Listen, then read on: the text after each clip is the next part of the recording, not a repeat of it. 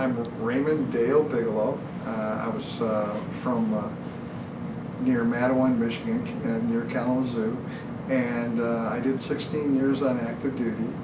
Yeah, I went to Great Lakes in 1978 through March of '78. Well, it was cold, and I had a little bit of a medical issue in boot camp.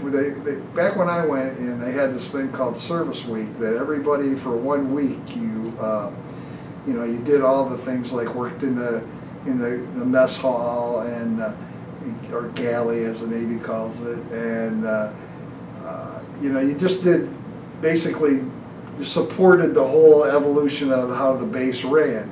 Well, I was wearing, they issued us these boots, they called them boondockers, and they had big, they didn't tighten up, no support around the ankles, and we were working on our feet for about 16 to 18-hour days during this service week.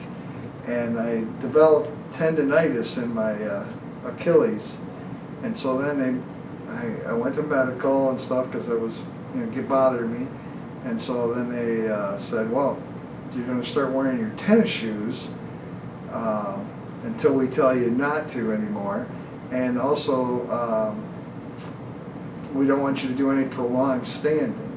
So which kind of ended up as a good deal for me, because normally when you go to chow, you go get in line as your whole boot camp company, and if you got there and so there wasn't rooms at the tables or what for you to go in yet, you'd stand out there and freeze until it was time to go. And I mean, it was so cold that they were having us take one of our bath towels and like tie it around your face, because they don't issue you a scarf and so but with me, that with this no prolonged standing, they would tell me to break out a rank and go inside and sit down in a chair and wait for my company to come indoors. So I didn't stand out there for 20 minutes freezing, so it wasn't too awful bad. It was actually a break, but when they finally did tell me that I could go back to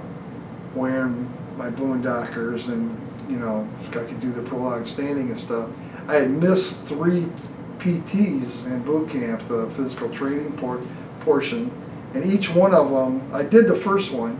There was a total of 4 we had to do, and I did the first one, but I missed the last 3 because of this injury to my Achilles. So they said, well, we're going to make you do the last one, and if you can do that, then we figure if you can do the hardest one, you can do the other ones, and so we'll go ahead and graduate you on time. And so I was scheduled to do a makeup on a Saturday morning, and my RPOC, or Recruit Chief Petty Officer in Charge, he was an ex-Army guy, and he said to me, Ray, would you like me to go with you and run it with you? And I didn't even know he could do that. And I said, sure, if you will do that, that'd be great.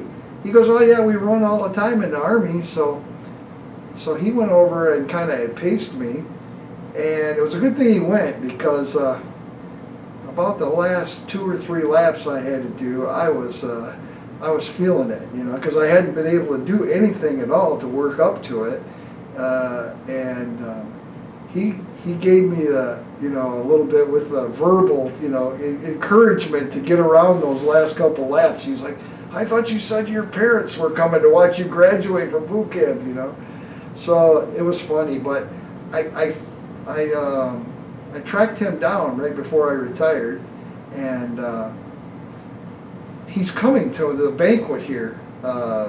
He's a retired brigadier general in the National Guard, so I haven't seen him in 40 years, and so that's tomorrow night, so I'm looking forward to seeing my buddy.